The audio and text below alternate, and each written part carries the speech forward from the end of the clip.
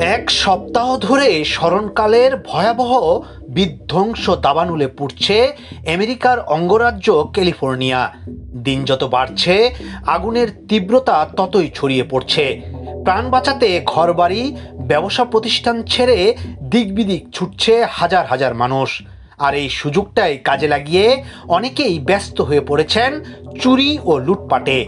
সরকারি অফিসগুলো থেকেও নিয়ে যাওয়া হচ্ছে মূল্যবান সম্পদ। এ যেন সভ্য জগতের অন্ধকার রূপ।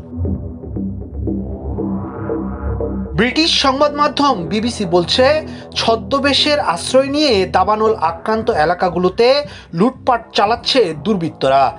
চুরির ঘটনায় এখন পর্যন্ত বেশ কয়েকজনকে আটক করা হলেও নজিরবিহীন অরাজকতা ঠেকাতে হিমশিম খাচ্ছে প্রশাসন। আগুন নেভাবে নাকি লুটপাট থামাবে তা নিয়ে চিন্তায় ক্যালিফোর্নিয়া প্রশাসন। আগুন নেভাতে ব্যস্ত প্রশাসনের চোখকে ফাঁকি দিয়ে দুর্যোগের সময়টাই বেছে নেওয়া হয়েছে ডাকাতির জন্য। চুরির অভিযোগে এখন পর্যন্ত ৩৯ জনকে আটকও করা হয়েছে। এ অবস্থায় সবাইকে সতর্ক থাকার পরামর্শ দিয়েছে পুলিশের কর্মকর্তারা। একই সঙ্গে চুরি ও লুটপাট ঠেকাতে আক্রান্ত এলাকায় নিরাপত্তা বাহিনীর নজরদারি বাড়ানোরও উদ্যোগ নেওয়া হয়েছে।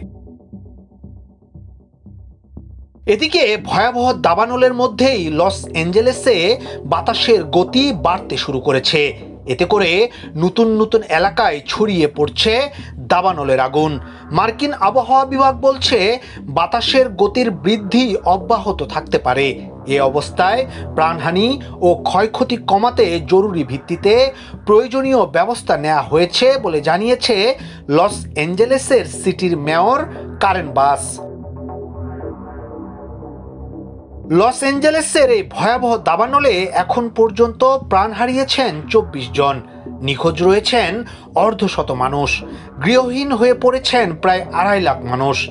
আগুনের লেলিহান শিখা গ্রাস করেছে ২০,০০০-এরও বেশি স্থাপনা।